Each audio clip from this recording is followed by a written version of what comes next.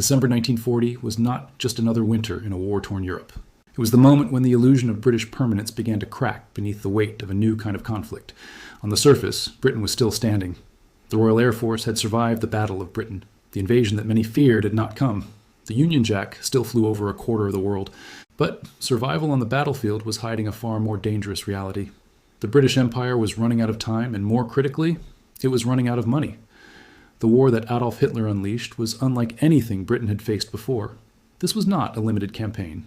It was total war, industrial war, a relentless machine that consumed steel, oil, ammunition, aircraft, ships, and manpower, at a pace that no empire had ever been forced to sustain. Britain depended on global trade for survival. It imported food to feed its population, fuel to power its navy and industry, and raw materials to keep its factories running. But by late 1940, the traditional trade routes of the empire were collapsing. German submarines hunted merchant convoys across the Atlantic, cutting the arteries that fed the island nation. The European continent, once Britain's economic partner, was either occupied or hostile. The empire that had once dominated global shipping now found itself isolated, surrounded, and increasingly dependent on one distant power, the United States. America was still officially neutral. Its public was wary of another European war, and its laws reflected that caution. Washington would sell weapons, aircraft, and supplies, but only under strict conditions. There would be no loans, no credit, and no charity. The policy was simple: cash and carry. Pay immediately, transport the goods yourself. For Britain, this arrangement was both a lifeline and a slow financial execution. Every shipment of aircraft engines or artillery shells required immediate payment in dollars. Every convoy crossing the Atlantic drained the treasury further. At first, Britain could manage. It possessed vast gold reserves built over decades of imperial trade. It owned investments across the world, railways in South America, mines in Africa, industrial stakes in the United States. These assets were liquidated at a rapid pace. Gold was loaded onto ships and secretly transported across the Atlantic. Securities were sold. Overseas holdings were converted into cash. The empire was selling its inheritance to buy time.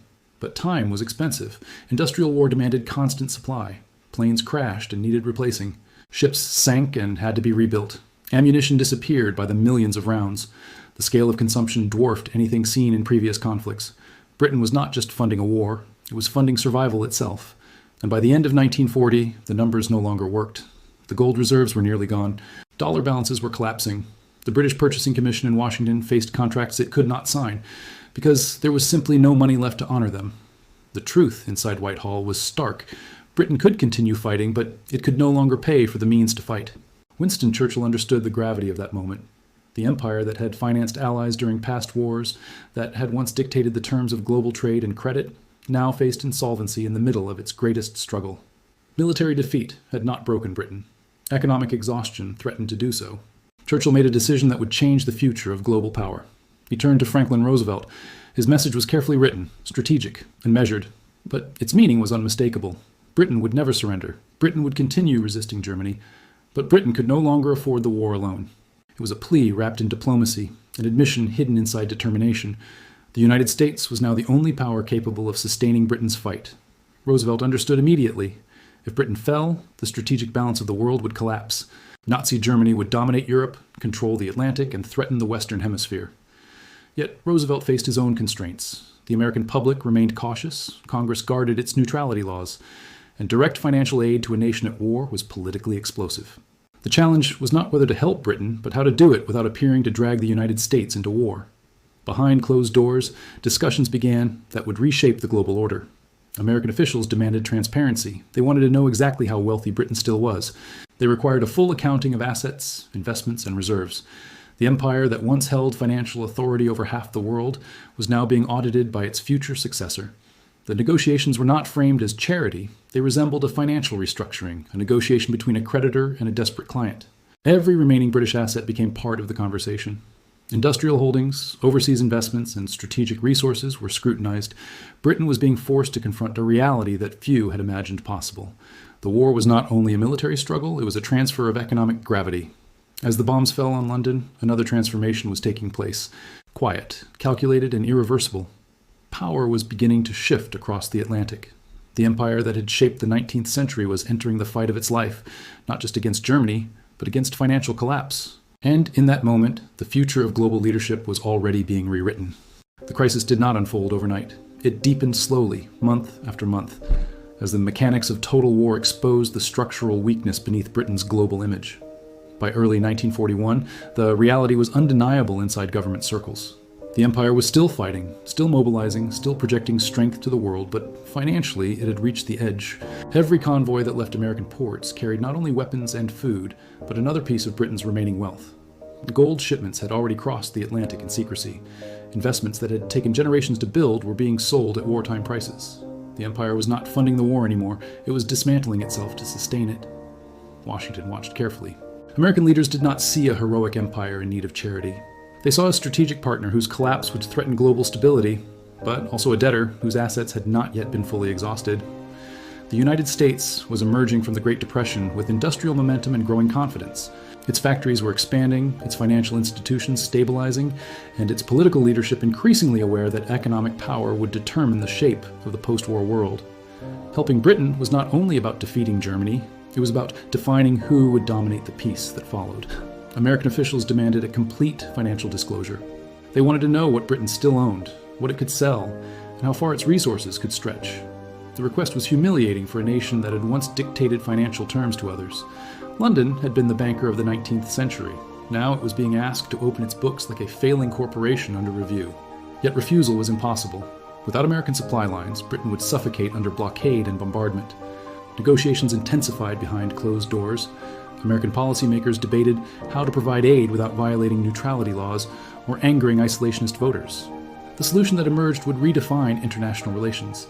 It was not a loan in the traditional sense, nor a simple act of assistance.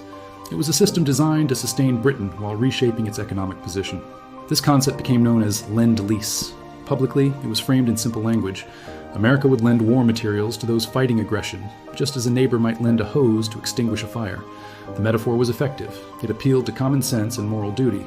But the private negotiations told a more complex story.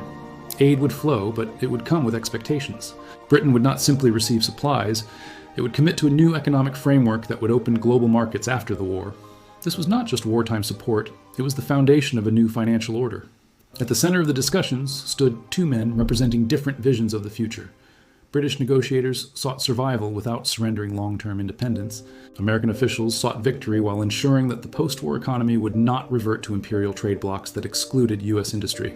The clash was subtle but profound. Britain wanted time to recover its strength after the war. The United States wanted a world where recovery happened through open markets dominated by American production. As the talks continued, Britain's bargaining position weakened.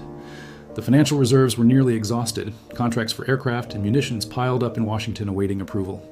The Treasury in London struggled to maintain the illusion of stability. Internally, officials acknowledged what they could never admit publicly. The empire was approaching bankruptcy. The war had consumed not just resources, but the economic system that had sustained Britain for generations.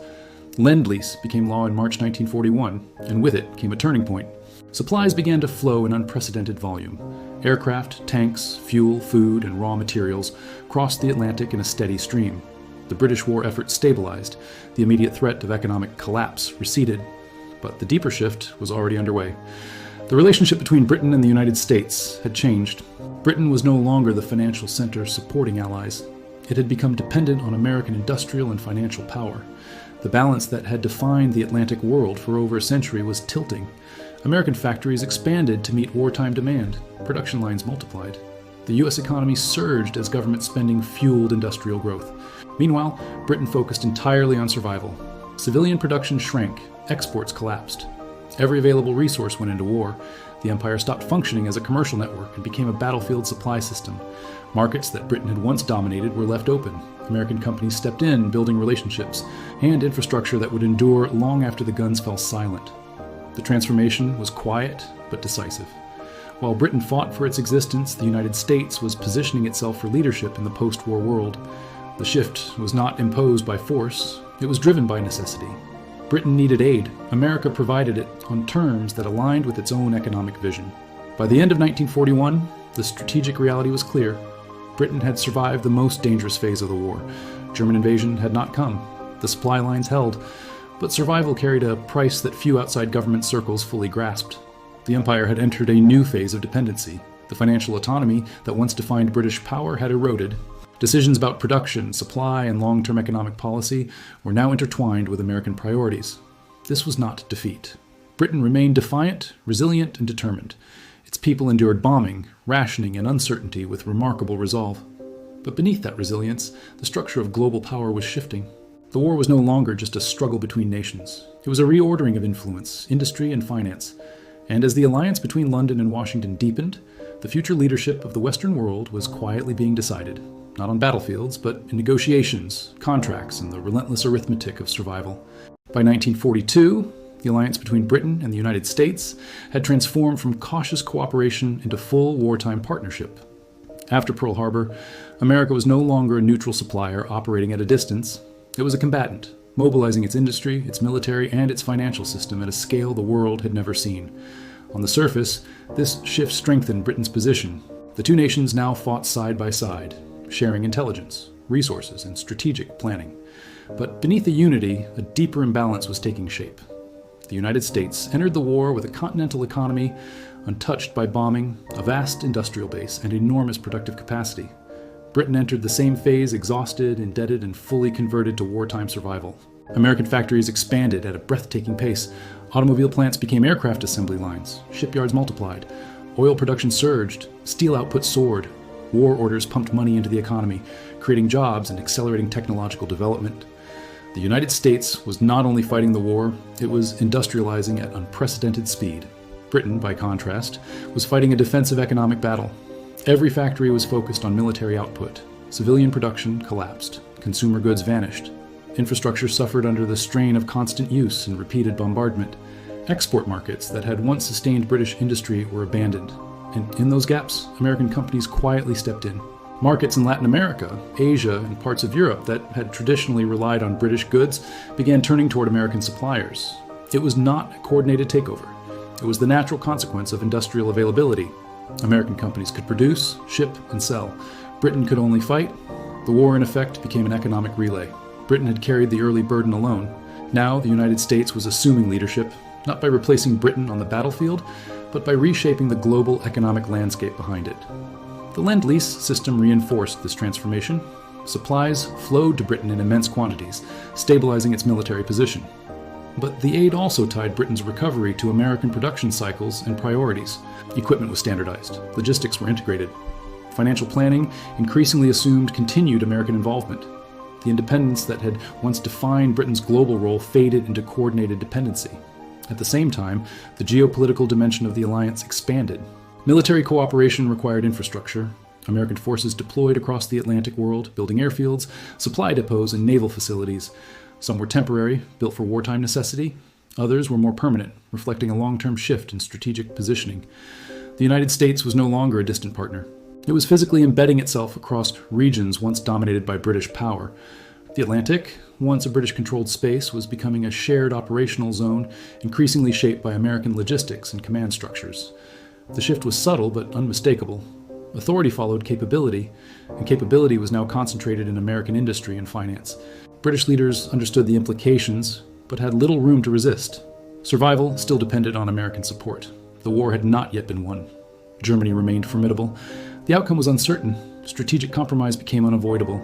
Britain focused on victory in the present, knowing that the future would be negotiated later. Meanwhile, American policymakers were already thinking beyond the battlefield.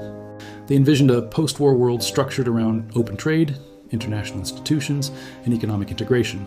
Imperial preference systems, tariff networks that had once protected British trade within its empire, were seen as obstacles to global recovery and American expansion. The war provided the leverage to reshape those systems. Conversations about post-war reconstruction began before the conflict had even reached its peak. Financial conferences, economic planning committees, and diplomatic channels laid the groundwork for a new order. The United States would lead industrial recovery, global markets would open, currency systems would stabilize under frameworks that favored international exchange rather than imperial exclusivity. Britain participated in these discussions, but increasingly as a partner adapting to change rather than directing it. The empire still existed. Its territories remained under British control, but its economic gravity was shifting outward. The center of global finance was no longer London. It was moving toward Washington and New York. As 1943 and 1944 unfolded, the military tide turned decisively against Germany. Allied victories in North Africa, Italy, and later in France signaled the beginning of the end. Yet even in triumph, the structural imbalance deepened. American troops, equipment and supply lines dominated the Western Front. American factories supplied not only U.S. forces, but also Allied armies across multiple theaters. The scale of contribution reinforced the emerging hierarchy. The war was still an alliance, but leadership was increasingly defined by production and resources rather than tradition and prestige. For the British public, the war remained a story of endurance and courage. The Blitz, rationing, and sacrifice forged a powerful national identity rooted in resilience. But inside government and financial institutions, a quieter realization was spreading. Victory would not restore the old world. The empire would emerge from the conflict changed, constrained by debts, reliant on American cooperation, and facing a global economy reshaped by wartime necessity. The partnership that had preserved Britain might also redefine its place in history. The question was no longer whether Britain would survive the war. It was what survival would mean. The answer was forming in real time, written in production statistics, shipping manifests, and financial agreements. Power was no longer measured only in territory or fleets. It was measured in industrial capacity, currency stability, and the ability to supply a world in crisis. And by those measures, a new leader of the Western world was already rising. As the war moved toward its final phase in 1944 and early 1945, the military outcome was becoming clear. Germany was collapsing under the weight of a two-front war, its cities in ruins, its supply lines shattered. Allied armies were advancing from the west and the east, tightening the noose around Berlin. Victory, once uncertain, now appeared inevitable. Yet for Britain, the approach of peace brought a different kind of anxiety. The question was no longer how to survive the war, but how to survive the peace that would follow it. 6 years of total mobilization had transformed the country. Britain had not simply fought a war, it had reorganized its entire economy around survival. Civilian industries had been stripped for parts, infrastructure had been worn down, cities had absorbed relentless bombing. The financial reserves that once made Britain the banker of the world were gone. Gold had been shipped abroad, investments sold, and foreign assets liquidated.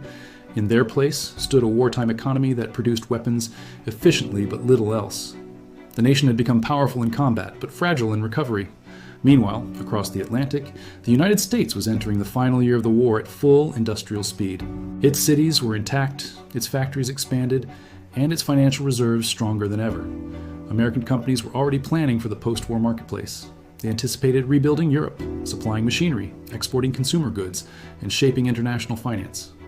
The war had not only strengthened the U.S. military, it had positioned the American economy to dominate the peace. The contrast between the two allies was becoming unavoidable. Britain had sacrificed its economic future to secure military survival. America had achieved both military strength and economic expansion simultaneously. This divergence would define the world that emerged after the fighting stopped. As Germany surrendered in May 1945, celebrations erupted across Britain. Crowds filled the streets, flags waved from windows, and for a brief moment, the exhaustion of war gave way to relief. The country had endured and had won. But behind the scenes, officials in the Treasury and Bank of England faced a stark reality. The war had ended, but the financial emergency had not. Britain still depended on external supplies for food, fuel, and raw materials. Its export capacity was weak. Its currency was under pressure. The machinery of wartime support, especially American assistance, remained essential. Yet in Washington, priorities were shifting. The United States had financed massive wartime production and was preparing to transition its economy to peacetime. Policymakers wanted stability, but they also wanted repayment, accountability, and a restructured global system that reflected American economic leadership. Aid had never been intended to last indefinitely. It was tied to wartime necessity. With victory secured, that necessity was fading. The end of the war exposed the fragility of Britain's position. Without continuous external support, the country faced shortages, inflation, and potential social unrest. Reconstruction required investment, imports, and credit, resources Britain no longer possessed in sufficient quantities. The empire, once a network of trade and revenue, could no longer function as a self-contained economic system. Colonies demanded autonomy. Global markets demanded openness. The old imperial structure could not simply resume where it had left off in 1939. Negotiations with the United States intensified. British leaders sought a financial bridge from wartime survival to peacetime recovery. They hoped for flexibility, gradual transitions, and recognition of the sacrifices Britain had made. But American policymakers viewed the situation through a different lens. They saw an opportunity to establish a stable international order built on open markets, convertible currencies, and institutional cooperation. Support would come, but it would come with conditions designed to reshape global trade and finance. The balance of power within the alliance was now unmistakable. During the war, Britain had been the symbol of resistance. After the war, America would become the architect of reconstruction. Decisions about currency systems, trade rules, and financial frameworks increasingly reflected American priorities. Institutions that would shape the post-war world were conceived with U.S. economic strength at their center. Britain participated, negotiated, and influenced, but it no longer set the terms alone. The psychological impact was profound. For generations, Britain had seen itself as the central pillar of global stability, the nation that balanced power, controlled sea routes, and mediated international finance. Now it was adapting to a new reality in which leadership was shared and often led from across the Atlantic. The war had not destroyed Britain's influence, but it had transformed it. The country was still respected, still militarily capable, still diplomatically relevant, yet its economic leverage was diminished and its dependence on American partnership was undeniable. At home, the British public faced a difficult transition. Victory had raised expectations of a better future, but reconstruction required continued austerity. Rationing remained. Housing shortages persisted. Industries struggled to convert back to civilian production. The social contract that had formed during the war, shared sacrifice for national survival, had to evolve into a new agreement focused on rebuilding society. Political change followed. The electorate demanded reform, welfare programs, and economic security. The government shifted priorities toward domestic recovery, even as it managed shrinking global responsibilities.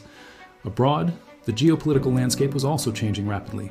The Soviet Union emerged from the war with vast territorial gains and enormous influence in Eastern Europe. The ideological rivalry between communism and capitalism began to define the next era. In this new confrontation, Britain's role would depend less on empire and more on alliance. The relationship with the United States became central, not only for economic support, but for strategic coordination in a rapidly polarizing world. The war that had begun as a fight for survival was ending as a redefinition of power. Britain had preserved its sovereignty and helped defeat fascism, but the cost had been structural. Its financial independence was weakened. Its empire was beginning to unravel. Its global leadership was transitioning into partnership. The United States, by contrast, emerged from the conflict stronger than when it entered, positioned to shape the institutions, markets, and security structures of the post-war era. The peace, therefore, was not merely an end to violence, it was the beginning of a new order. And for Britain, the challenge was clear: adapt to a world it had helped save, but no longer dominated. The end of the Second World War did not bring a clean victory for the British Empire. It brought a reckoning. On paper, Britain stood among the victors. Its flag had not fallen, its government had not collapsed, its armies had fought from North Africa to Europe. Its people had endured bombings, rationing, and fear without surrender. Yet beneath the triumph lay a quieter, more consequential reality. The structure that had sustained British global power for over a century had been fundamentally altered. The war had not destroyed Britain's moral authority, but it had drained the economic engine that made imperial leadership possible. And in the vacuum left behind, another power had risen, not as an enemy, but as a successor. The United States emerged from the war not only as a military giant, but as the central pillar of the global economic system. Its factories had expanded, its currency had strengthened, and its influence now stretched across every major negotiation shaping the post-war world. International institutions designed to manage finance, trade, and reconstruction increasingly reflected American priorities. The dollar became the anchor of global exchange. American industry became the supplier of rebuilding nations. American diplomacy became the framework through which alliances operated. Britain remained influential, but it was no longer the system's center of gravity. The transformation was not dramatic or theatrical. There was no single moment when the empire fell. Instead, it happened through a series of decisions, agreements, and necessities. Markets shifted, trade routes changed, colonies pushed toward independence, financial obligations limited flexibility. Each step was rational, often unavoidable. Yet together they marked a transition from imperial dominance to strategic partnership. Britain was still powerful, still respected, still capable, but it was no longer the unquestioned arbiter of global order. The empire that had once governed vast territories began evolving into a network of independent nations tied by history rather than hierarchy. This shift forced Britain to redefine itself. For generations, its identity had been linked to imperial administration and global trade control. Now it had to focus inward, on rebuilding cities, modernizing industries, and strengthening social institutions. The post-war years brought sweeping domestic change. Welfare programs expanded, public services grew, infrastructure was rebuilt. The government invested in housing, healthcare, and education. These reforms reshaped British society, creating a more equal and stable domestic foundation. Yet they also required resources, and those resources were limited. Economic recovery was slow, and the nation faced years of austerity before prosperity returned. Internationally, the Cold War accelerated the realignment. The ideological struggle between the United States and the Soviet Union defined global politics. Britain aligned closely with Washington, not only out of necessity, but out of shared strategic interests. The alliance became the cornerstone of Western defense, linking economic cooperation with military coordination. Britain contributed experience, diplomacy, and geographic positioning. The United States contributed industrial scale, financial strength, and technological innovation. Together, they formed a partnership that would dominate Western policy for decades. But the balance within that partnership was clear. The financial center of the world had moved across the Atlantic. Decisions about global currency, trade frameworks, and economic recovery increasingly flowed through American leadership. Britain adapted by becoming a bridge linking Europe and North America, history and modernity, tradition and reform. Its influence remained significant, but it operated within a system it no longer controlled alone. The long-term consequences became visible over the following decades. Decolonization accelerated. Nations across Asia, Africa, and the Middle East asserted independence. The empire transformed into the Commonwealth, a symbolic association rather than a governing structure. Trade patterns diversified. Britain integrated more closely with Europe. The United States continued to expand its economic and cultural reach. The war had not simply ended a conflict. It had initiated a global reorganization. Power shifted from territorial control to economic networks, from imperial command to institutional cooperation. Britain had helped create that world, but it had also been reshaped by it. The legacy of the war, therefore, cannot be measured only in battles won or territory defended. It must be measured in the transformation of global leadership. Britain entered the war as the world's primary imperial power. It emerged as a nation that had preserved freedom but sacrificed dominance. The United States entered as a supporting force. It emerged as the architect of the modern international order. This was not a betrayal, nor a conspiracy, nor a simple transfer. It was the outcome of economic realities, strategic choices, and the immense cost of total war.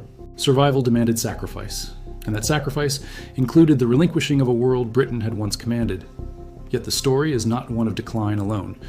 Britain's adaptation allowed it to remain influential in new ways. Its diplomacy, culture, and institutions continue to shape global conversations. Its alliance with the United States became one of the most enduring strategic relationships in modern history. Its role in Europe, NATO, and international organizations ensured it remained part of the core decision-making circle. The empire had faded, but the nation endured, transformed, resilient, and still relevant. The greatest irony of the war is this. Britain fought to prevent the domination of Europe by a tyrannical regime, and in doing so, it helped create a world built on cooperation rather than empire. The cost was immense, the transition difficult, but the outcome reshaped the global landscape in ways that still define international relations today. The victory of 1945 was therefore both an end and a beginning.